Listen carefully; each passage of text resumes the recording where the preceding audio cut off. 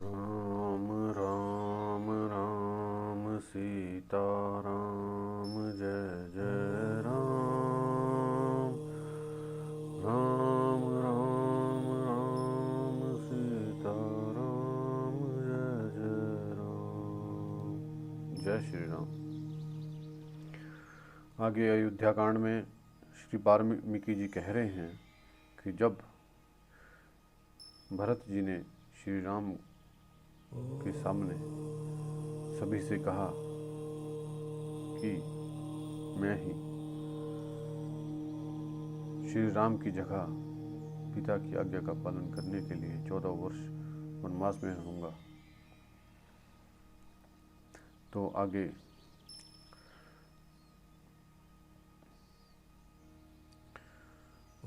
कथा इस प्रकार से है। धर्मात्मा तस्य सत्येन भ्रातुर्वाक्येन विस्मितः उवाच रामः संप्रेक्ष्य पौरजनपदम जनम। भाई भरत की इस सत्य बात से धर्मात्मा श्री राम को बड़ा विस्मय हुआ और उन्होंने पूर्ववासी तथा राज्य निवासी लोगों को देखकर कहा, पिताजी ने अपने जीवन काल में जो वस्तु बेच दी या धरोहर रख दी है अथवा खरीदी है, उसे मैं अथवा भरत कोई भी पलट नहीं सकता है। मुझे वनवास के लिए किसी को प्रतिनिधि नहीं बनाना चाहिए, क्योंकि सामर्थ्य रहते हुए प्रतिनिधि से काम लेना लोक में निंदित है। केकई ने उचित मांग ही प्रस्तुत की थी और मेरे पिता जी ने उसे देकर पुण्य कर्म ही किया था। मैं जानता हूँ भरत बड़े क्षमाशील और गुरुजनों का सत्कार करने वाले हैं। मैं इन सत्य प्रतिज्ञा महात्मा में सभी कल्याणकारी गुण मौजूद हैं। 14 वर्षों की अवधि पूरी करके जब मैं वन से लौटूंगा, तब अपने इन धर्मशील भाई के साथ भूमंडल पर श्रेष्ठ राजा होऊंगा। केकई ने राजा से वर मांगा और मैंने उसका पालन स्वीकार किया। अतः भरत, अब तुम मेरा कहा मानकर उस वर के पालन द्वारा अपने पिता महाराज दशरथ को असत्य के वचन बंधन से मुक्त कराओ। उन अनुपम तेजस्वी भ्राताओं का वह रोमांचकारी समागम देख वहां आए महर्षियों को बड़ा विस्मय हुआ। अंतरिक्ष में अदृश्य भाव से रहते हुए मुनि तथा वहां प्रत्यक्ष रूप में बैठे हुए महर्षि उन महान भाग्यशाली कुकुत्स्थवंशी बंधुओं का इस प्रकार प्रशंसा करने लगे। ये दोनों राजकुमार सदा श्रेष्ठ धर्म के ज्ञाता, धर्म मार्ग पर चलने वाले हैं। इन दोनों की बातचीत सुनकर उन्हें बारंबार सुनते रहना की इच्छा होती है। तदनंतर दशग्रीव रावण के वध की अभिलाषा रखने वाले ऋषियों ने मिलकर राज सिंह भरत से तुरंत ही यह बात कह दी। महाप्राज्ञ, तुम उत्तम कुल में उत्पन्न हुए हो, तुम्हारा आचरण बहुत उत्तम है और यश महान है। यदि तुम अपने पिता की ओर देखो, उन्हें सुख पहुंचाना चाहते हो, तो तुम्हें श्री रामचंद्र जी की बात मान लेनी चाहिए। हम लोग इन श्री रामचंद्र जी को पिता के ऋण से सदा उऋण देखना चाहते हैं। केकई का ऋण चुका देने के कारण ही राजा दशरथ स्वर्ग में पहुंचे हैं। इतना कहकर वहां आए हुए गंधर्व, मनुष्य, महर्षि और राजऋषि सब अपने अपने स्थान को चले गए। जिनके दर्शन से जगत का कल्याण हो जाता है, वे भगवान श्री राम महर्षियों के वचन से प्रसन्न हुए। उनका मुख हर्षोल्लास से खिल उठा। इससे उनकी बड़ी शोभा हुई और उन्होंने उन महर्षियों का सादर प्रशंसा की। परंतु भरत का सारा शरीर थर्रा उठा। वे लड़खड़ाती हुई जबान से हाथ जोड़कर श्री राम जी से बोले, कुकुत्स्थ कुलभूषण श्री राम, हमारे कुल धर्म से संबंध रखने वाले जो ज्येष्ठ पुत्र का राज्य ग्रहण तथा प्रजा पालन रूप धर्म है, उसकी ओर दृष्टि डालकर आप मेरी तथा माता की याचना सफल कीजिए। मैं अकेला ही इस विशाल राज्य की रक्षा नहीं कर सकता तथा आपके चरणों में अनुराग रखने वाले पूर्ववासी तथा जनपद वासियों को भी आपके बिना प्रसन्न नहीं रख सकता। जैसे किसान मेघ की प्रतीक्षा करते रहते हैं, उसी प्रकार हमारे बंधु बांधव, योद्धा, मित्र, सूर्योदय सब आपकी ही बाट जोते हैं। महाप्राज्ञ, आप इस राज्य को स्वीकार करके दूसरे किसी को इसका पालन का भार सौंप दीजिए। वही पुरुष आपके प्रजावर्ग तथा लोक का पालन करने में समर्थ हो सकता है। ऐसा कहकर भरत अपने भाई के चरणों में गिर पड़े। उसी समय उन्होंने श्री रघुनाथ से अत्यंत प्रिय वचन बोलकर उस राज्य ग्रहण करने के लिए बड़ी प्रार्थना की। तब श्री राम ने श्याम वर्ण कमल नयन भाई भरत को उठाकर गोद में बिठा लिया और मदमस्त हंस के समान मधुर स्वर में स्वयं यह बात कही, तात तुम्हें जो भी स्वाभाविक विनयशील बुद्धि प्राप्त हुई है, इस बुद्धि के द्वारा तुम समस्त भूमंडल की रक्षा करने में पूर्ण रूप से समर्थ हो सकते हो। इसके सिवा अमात्यों, सुहृदों और बुद्धिमान मंत्रियों से सलाह लेकर उनके द्वारा सब कार्य वे कितने ही बड़े क्यों ना हो करा लिया करो। चंद्रमा से उसकी प्रभा अलग हो जाए, हिमालय हिम का परित्याग कर दे, अथवा समुद्र अपनी सीमा लांघ कर आगे बढ़ जाए, किंतु मैं पिता की आज्ञा नहीं तोड़ सकता। तात माता कैकेयी की कामना से अथवा लोभवश तुम्हारे लिए जो जो कुछ किया है उसको मैं मन में नहीं लगाता, और उसके लिए सदा वैसा ही बर्ताव करना जैसे अपनी पूजनीय माता के प्रति करना उचित है। जो सूर्य के समान तेजस्वी हैं, जिनका दर्शन प्रतिपदा के चंद्रमा की भांति आह्लादजनक है, उन कौशल्यानंदन श्री राम के इस प्रकार कहने पर भरत उनसे यूँ बोले, आर्य ये दो सुस्वर्ण भूषित पादुकाएं आपके चरणों में अर्पित हैं, आप इन पर चरण रखें, ये ही संपूर्ण जगत के योगक्षेम का निर्वाह करेंगी। तब महातेजस्वी पुरुष श्री राम ने उन पादुकाओं पर चढ़कर उन्हें फिर अलग कर दिया और महात्मा भरत को सौंप दिया। उन पादुकाओं को प्रणाम करके भरत ने श्री राम से कहा, वीर रघुनंदन, मैं भी 14 वर्षों तक जटा और चीर धारण करके फल मूल का निवास करता हुआ आपके आगमन की प्रतीक्षा में नगर से बाहर ही रहूंगा। परम तप इतने दिनों तक राज्य का सारा भाग आपकी इन चरण पादुकाओं पर ही रखकर मैं आपकी बाट जोहता रहूंगा। रघुकुल शिरोमणि, यदि 14वां वर्ष पूरा होने पर नूतन वर्ष के प्रथम दिन ही आपका दर्शन नहीं हुआ तो मैं जल्दी आग में प्रवेश कर जाऊंगा। श्री राम जी ने बहुत अच्छा कहकर स्वीकृति दे दी और बड़े आदर के साथ भरत को हृदय से लगा लिया।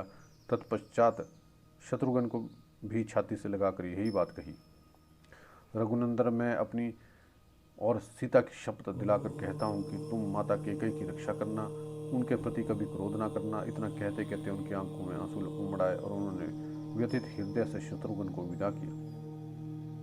धर्मज्ञ भरत ने भली भांति अलंकृत हुई उन परम उज्ज्वल चरण पादुकाओं को लेकर श्री राम जी की परिक्रमा की और उन पादुकाओं को राजा की सवारी में आने वाले श्रेष्ठ गजराज के मस्तक पर स्थापित कर दिया। तदनंतर अपने धर्म में हिमालय की भांति अविचल भाव से स्थित रहने वाले रघुवंश वर्धन श्री राम ने क्रमशः वहां आए हुए जन समुदाय, गुरु, मंत्री, प्रजा तथा दोनों भाइयों को यथा योग्य सत्कार करके उन्हें विदा किया।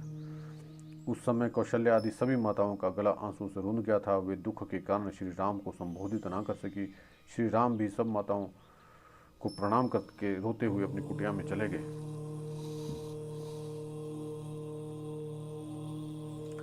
तथा शिरसी कृत्वा तु पादुके भरत तदा आरूह रथम हृष्ट शत्रुघ्न स्थित तदा।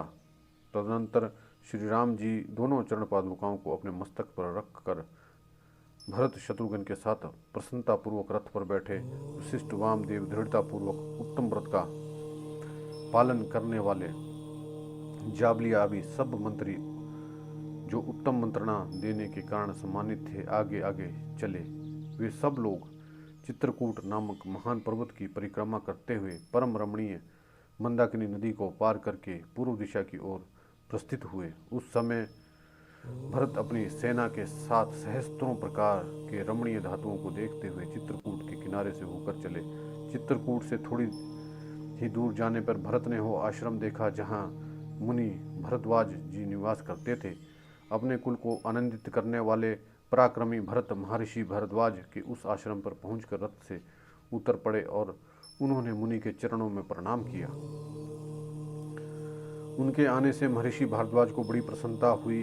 उन्होंने भरत से पूछा, तात क्या तुम्हारा कार्य संपन्न हुआ? क्या श्री रामचंद्र जी से भेंट हुई?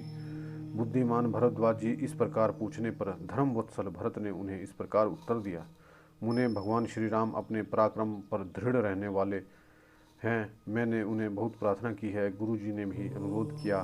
तब उन्होंने अत्यंत प्रसन्न होकर गुरुदेव वशिष्ठ जी से इस प्रकार कहा, मैं 14 वर्षों तक वन में रहूं, इसके लिए मेरे पिताजी ने प्रतिज्ञा की थी। उस प्रतिज्ञा का मैं यथारूप से पालन करूंगा।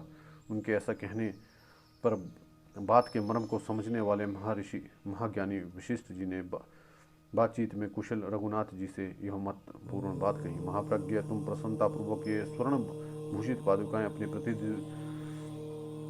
के रूप में भरत को दे दो और इन्हीं के द्वारा अयोध्या के योग क्षेम का निर्वाह करो। गुरु वशिष्ठ जी के ऐसा कहने पर पूर्वाभिमुख खड़े हुए श्री राम ने अयोध्या के राज्य संचालन करने के लिए ये दोनों स्वर्ण भूषित पादुकाएं मुझे दे दी। तत्पश्चात मैं महात्मा श्री राम की आज्ञा पाकर लौट आया हूँ और उनकी इन मंगलमयी चरण पादुकाओं को लेकर अयोध्या जा रहा हूँ। महात्मा भरत का यह शुभ वचन सुनकर भरद्वाज मुनि की ने परम मंगलमय बात कही। भरत, तुम मनुष्यों में सिंह के समान वीर तथा शील और सदाचार के ज्ञाताओं में श्रेष्ठ हो। जैसे जल नीची भूमि वाले जलाशय में सब ओर से बहकर चला जाता है, उसी प्रकार तुम्हारे सारे गुण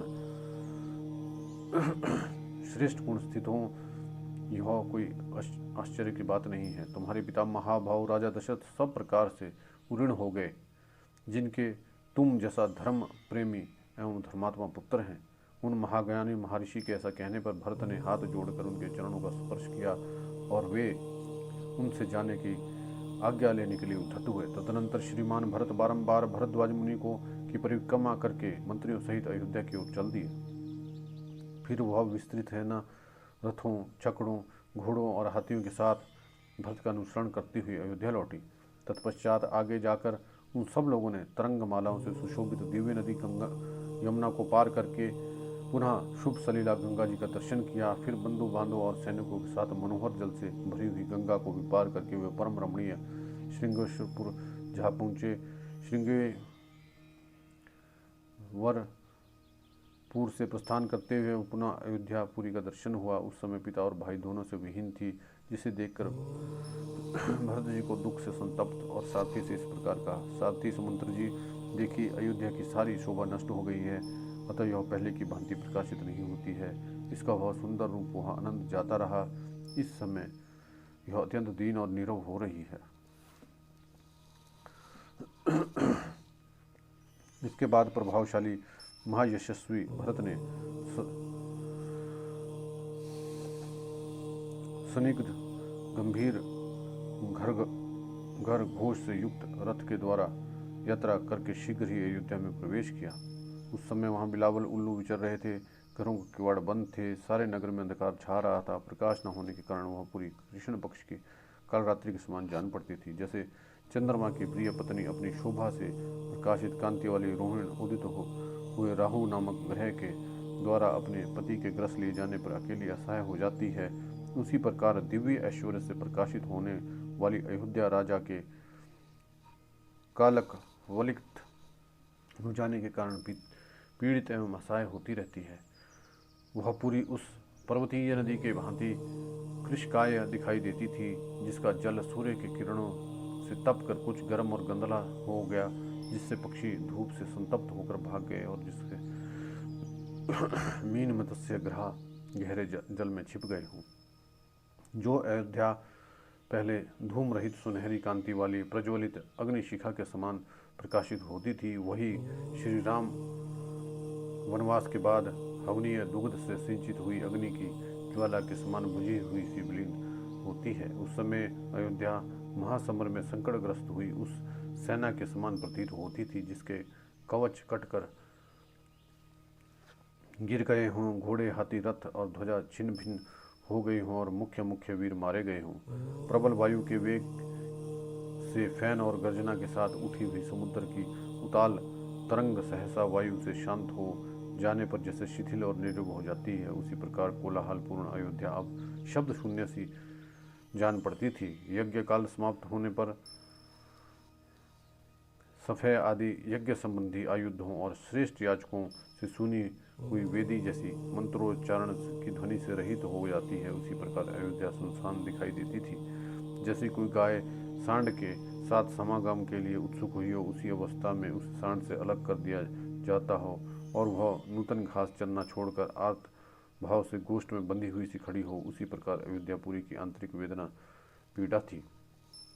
श्री राम आदि से रहित हुई अयोध्या मोतियों की उस नूतन माला के समान श्रीहीन हो गई थी, जिसकी अत्यंत चिकनी, चमकीली, उत्तम और अच्छी जातियों की पगराग आदि मणियां उससे निकाल कर अलग कर दी गई हों, जो पुण्य क्षय होने के कारण सहसा अपने स्थान से भ्रष्ट हो पृथ्वी पर आ पहुंची हो। अतएव जिसकी विस्तृत प्रभा क्षीण हो गई हो, आकाश से घिरी हुई उस तारिका की भांति अयोध्या शोभाहीन हो गई थी, जो ग्रीष्म ऋतु में पहले फूलों से लदी होने के कारण मत वाले भ्रमरों से शोभित होती रही हो और फिर सहसा दवानल के लपेट में आकर मुरझा गई हो। वन की उस लता के समान पहले ही उल्लासपूर्ण अयोध्या अब उदास हो गई थी। वहाँ के व्यापारी वणिक शोक से व्याकुल होने के कारण किंग कर्तव्य विमूढ़ हो गए थे। बाजार, हट और दुकानें बहुत कम खुली थी। उसी समय सारी पूरी उस आकाश की भांति शोभाहीन हो गई जहाँ बादलों की घटाएं घिर आई हों, तारे चंद्रमा ढक गए हों। उन दिनों अयोध्यापुरी की सड़कें झाड़ी बुहारी नहीं लगाई गई थी, इसलिए यत्र तत्र कूड़े करकट के ढेर पड़े थे। उसी अवस्था में वो नगरी उजड़ी हुई पान भूमि के समान श्रीहीन दिखाई देती थी, जिसकी ना सफाई की गई थी। जहाँ मधु से खाली टूटी फूटी प्यालियाँ पड़ी हों, वहाँ पीने वाले भी नष्ट हो गए हों। उस पुरी की दशा उस भोंसले की सी हो रही थी जो खंभों के टूट जाने से ढह गया हो, जिसका चबूतरा छिन्न भिन्न हो गया हो, भूमि नीची हो गई हो, पानी छीन चुका हो और जलपत्थर टूट फूट कर इधर उधर सब और बिखर पड़े हों, जो विशाल संपूर्ण धनुष में फैली हुई हो, जिसकी दोनों कोटियाँ में बांधने से जिसमें रस्सी जुड़ी हुई हो, परंतु वेगशाली वीरों के बाण से कटकर धनुष से पृथ्वी पर गिर पड़ी हो। उस प्रत्यंचा के समान ही अयोध्यापुरी भी स्थान भ्रष्ट हुई सी दिखाई देती थी, जिस पर युद्ध कुशल घुड़सवार ने सवारी की हो और जिसे शत्रु पक्ष की सेना ने सहसा ही मार गिराया हो। युद्ध भूमि में पड़ी हुई घोड़ों की सी दशा हो, वही उस समय अयोध्यापुरी की थी। रथ पर बैठे हुए श्रीमान दशरथ नंदन भरत ने उस समय श्रेष्ठ रथ का संचालन करने वाले सारथी समुद्र से इस प्रकार कहा। अब अयोध्या में पहले की भांति सब ओर फैला हुआ गाना बजाना का गंभीर नाद नहीं सुनाई पड़ता। यह कितने कष्ट की बात है। अब चारों ओर वारुणी नामक मादक गंध व्याप्त हुई, फूलों से सुगंध, चंदन और अगुर की पवित्र गंध नहीं फैल रही है। अच्छी अच्छी सवारियों की आवाज़, घोड़ों के हिनहाने का सुनिंद शब्द, मत वाले हाथियों का चिंघाड़ना और रथों की गड़गड़ाहट का महान शब्द ये नहीं सुनाई दे रहा है। श्री रामचंद्र जी के निर्वासित होने के कारण ही इस पुरी में इस प्रकार के शब्दों का श्रवण नहीं हो रहा है। श्री राम जी के चले जाने से यहाँ के तरुण बहुत ही संतप्त हैं। वे चंदन अगुर की सुगंध का सेवन नहीं करते, बहुमूल्य वनमालाएं भी धारण नहीं करते। अब पुरी के लोग विचित्र फूलों के हार पहनकर बाहर घूमने के लिए नहीं निकलते हैं। श्री राम के शोक से पीड़ित हुए नगर में अब नाना प्रकार के उत्सव नहीं हो रहे हैं। निश्चय ही इस पुरी की बहुत सारी शोभा मेरे भाई के साथ ही चली गई। जैसे वेगयुक्त वर्षा के कारण शुक्ल पक्ष की चांदनी रात में शोभा नहीं पाती, उसी प्रकार नेत्रों से आंसू बहाती हुई अयोध्या भी शोभित नहीं हो रही है। अब कब मेरे भाई महोत्सव की भांति अयोध्या में पधारेंगे और ग्रीष्म ऋतु में प्रकट हुए मेघ की भांति सबके हृदय में हर्ष संचार करेंगे। अब अयोध्या की बड़ी बड़ी सड़कें हर्ष से उछलकर चलते हुए मनोहर वेशधारी तरुणों के शुभागमन से शोभित नहीं पा रही है। इस प्रकार सारथी के साथ बातचीत करते हुए दुखी भरत उस समय सिंह से रहित गुफा की भांति राजा दशरथहीन से पिता के निवास स्थान राजमहल में गए। जैसे सूर्य के छिप जाने से दिन की शोभा नष्ट हो जाती है और देवता शोक करने लगते हैं, उसी प्रकार उस समय अंतापुर शोकहीन हो गया था और वहाँ के लोग शोक मगन थे। उसके सब ओर से स्वेच्छा और सजावट से हीन देख भरत धैर्यवान होने पर भी अत्यंत दुखी और आंसू बहाने लगे। तदनंतर सब माताओं को अयोध्या में रखकर दृढ़ प्रतिज्ञ भरत ने शोक से संतप्त हो गुरुजनों से इस प्रकार कहा। अब मैं नंदीग्राम को जाऊंगा, इसके लिए आप सब लोगों की आज्ञा चाहता हूँ। वहाँ श्री राम के बिना प्राप्त होने वाले इस सारे दुख को सहन करूंगा। अहो महाराज को तो स्वर्ग को सिधार गए, मेरे गुरु श्री रामचंद्र जी वन में विराज रहे हैं। मैं इस राज्य के लिए वहाँ श्री राम की प्रतीक्षा करूंगा, क्योंकि वे यशस्वीहीन श्री राम ही हमारे राजा हैं। महात्मा भरत का यह शुभ वचन सुनकर सब मंत्री और पुरोहित वशिष्ठ जी बोले, भरत भ्रातृ भक्ति से प्रेरित होकर तुमने जो बात कही वह बहुत ही प्रशंसनीय है। वास्तव में यह तुम्हारे योग्य ही है। तुम अपने भाई के दर्शन के लिए सदा ललायित रहते हो और भाई के ही सौहृदय हित में संलग्न हो, सदा ही श्रेष्ठ मार्ग प्रस्तुत हो। अतः कौन पुरुष तुम्हारे विचार का अनुमोदन नहीं करेगा। मंत्रियों का अपनी रुचि के अनुसार प्रिय वचन सुनकर भरत ने सारथी से कहा, मेरा रथ जोत कर तैयार किया जाए। फिर उन्होंने प्रसन्न वदन होकर सब माताओं से बातचीत करके जाने की आज्ञा ली। इसके बाद शत्रुघ्न के सहित श्रीमान भरत रथ पर सवार हुए। रथ पर आरूढ़ होकर परम प्रसन्न हुए भरत और शत्रुघ्न दोनों भाई मंत्रियों तथा पुरोहितों से घिरकर शीघ्रतापूर्वक वहां से प्रस्थित हुए। आगे आगे वशिष्ठ जी आदि सभी गुरु जन एवं ब्राह्मण चल रहे थे। उन सब लोगों ने अयोध्या से पूर्वाभिमुख होकर यात्रा की और उस मार्ग को पकड़ा जो नंदीग्राम की ओर जाता था। भरत के प्रस्थित होने पर घोड़े, हाथी, रथों से भरी हुई सेना भी बिना बुलाए ही उनके पीछे चल पड़ी और समस्त पूर्ववासी उनके साथ हो लिए। धर्मात्मा भ्रातृ वत्सल भरत अपने मस्तक पर श्री राम भगवान की चरण पादुका का लिए रथ पर बैठकर बड़ी शीघ्रतापूर्वक नंदीग्राम की ओर चले। नंदीग्राम में शीघ्र पहुंचकर भरत तुरंत ही अपने रथ से उतर पड़े और गुरुजनों से इस प्रकार बोले, मैंने भाई से यह उत्तम राज्य धरोहर के रूप में दिया है। उनकी ये स्वर्ण विभूषित चरण पादुकाएं ही सबके योग्य क्षेम का निर्वाह करने वाली है। तत्पश्चात भरत ने मस्तक झुका के उनके चरण पादुकाओं के प्रति अपनी उस धरोहर रूप राज्य को समर्पित करके दुख से संतप्त हो प्रकृति मंडल से कहा, आप सब लोग इन चरण पादुकाओं के ऊपर छत्र धारण करें। मैंने आर्य श्री रामचंद्र जी का साक्षात चरण मानता हूँ। मेरे गुरु की इन चरण पादुकाओं से ही राज्य में धर्म की स्थापना होगी। मेरे भाई ने प्रेम के कारण यह धरोहर मुझे सौंपी है, अतः मैं उन्हें लौटाने तक इनकी भली भांति रक्षा करूँगा। इसके बाद मैं स्वयं इन चरण पादुकाओं को पुनः शीघ्र ही श्री रघुनाथ जी के चरणों से संयुक्त करके इन पादुकाओं से सुशोभित श्री राम के उन युगल चरणों का दर्शन करूँगा। श्री रघुनाथ जी के आने पर उनसे मिलते ही अपने उन गुरुदेव को यह राज्य समर्पित करके उनकी आज्ञा के अधीन हो उनकी सेवा में लग जाऊंगा। राज्य का यह भार उन पर डालकर मैं हल्का हो जाऊंगा।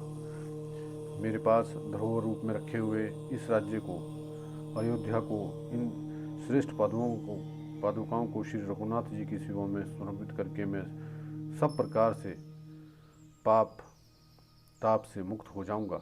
कुकुस्त कुलभूषण श्री राम का अयोध्या के राज्य पर अभिषेक हो जाने के कारण सब लोग हर्ष और आनंद से निमग्न हो जाएंगे।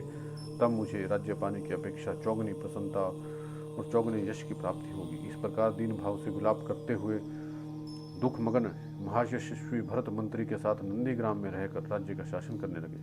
सेना सहित प्रभावशाली धीर वीर भरत ने उस समय वलकल और जटा धारण करके मुनि वेशधारी हो नंदीग्राम में निवास किया।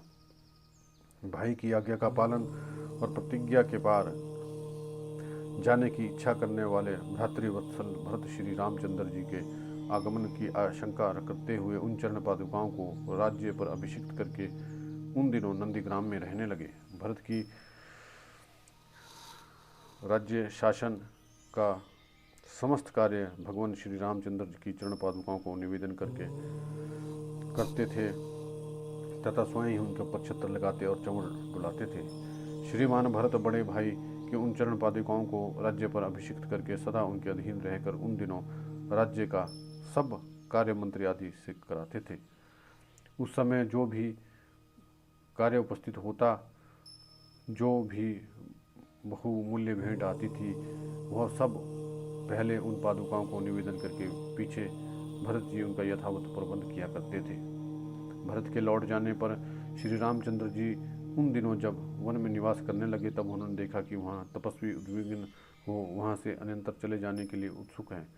पहले चित्रकूट के उस आश्रम में जो तपस्वी श्री राम का आश्रय लेकर सदा आनंद मग्न रहते थे, उन्हीं को श्री राम ने उत्कंठित देखा। नेत्रों से भवों से टेढ़ी करके श्री राम की ओर संकेत करके मन ही मन शंकित हो आपस में कुछ सलाह करते हुए तपस्वी मुनि धीरे धीरे परस्पर वार्तालाप कर रहे थे।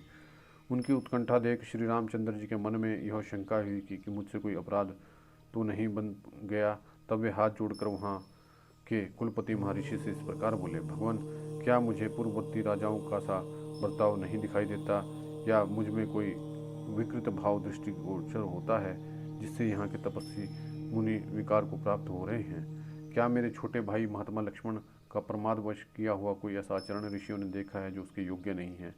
अथवा क्या है जो अर्ध पाद्य आदि के द्वारा सदा आप लोगों की सेवा करती रहती, वह सीता इस समय मेरी सेवा में लगे रहने के कारण एक गृहस्थी की सती नारी के अनुराग ऋषियों की समुचित सेवा नहीं कर रही है?